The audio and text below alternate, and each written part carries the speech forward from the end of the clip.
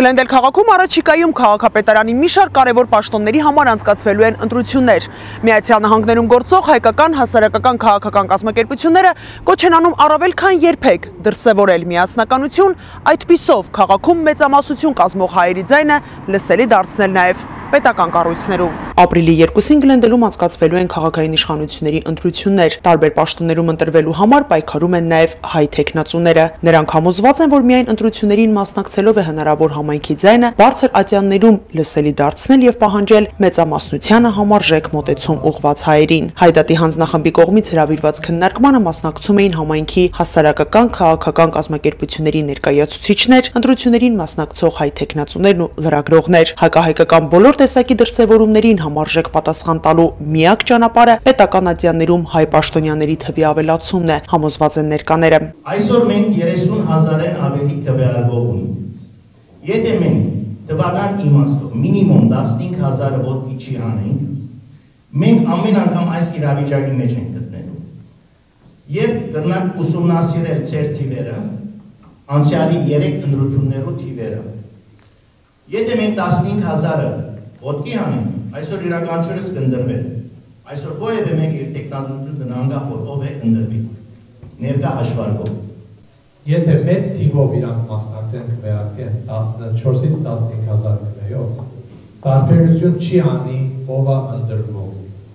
Ով որ ընտրվի է, պիտի հասկանա, որ ինքը պետք է հաշվետու լինի հայ համայնքի քվեարկողին։ Էդ է մեր ցանկությունը։ Էդ է որ մենք պետք է կարողանանք այս եկող 10-12 օրվա մեջ փոխանցենք մեր ժողովրդին։ Իրանք հնարավորություն են հաշվետու պահելու կառավարությունը։ Գլենդելի քաղաքապետարանի խորհրդի անդամ ընտրվելու համար պայքարող Զարե Սինանյանը վստահ է, որ նախընտրական շրջանում սադրանքներ լինում են միայն ուժեղ թեկնածուների դեմ։ Ամենակարևոր գործոնը դա մասնակցությունն է։ Մասնակցությունը բնականորեն առաջին հերթին արտահայտվում է քվեարկության միջոցով, քվեի միջոցով, քանի որ այլ լծակներ հիմնականում մարդիկ չունեն, բայց քվեարկելու իրավունքը բոլոր քաղաքացիները ունեն։ Հետևաբար,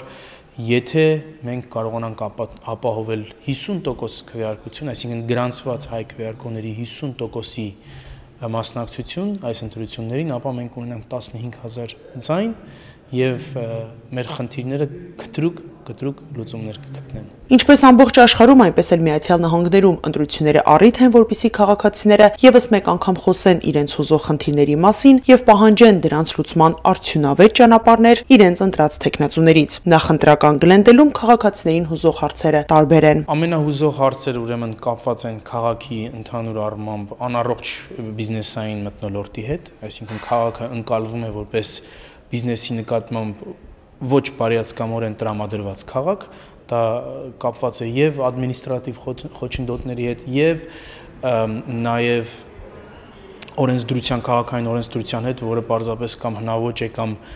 հատուկ այդ ստեղծվել են խոչընդոտները անհասկանալի պատճառներով։ Եվ երկրորդ ամենամեծ խնդիրը, որի մասին անընդհատ լսում եմ, դա վարձերի բարձր գինն է եւ ոչ բավարար քանակությամբ պետական օգնության առկայությունը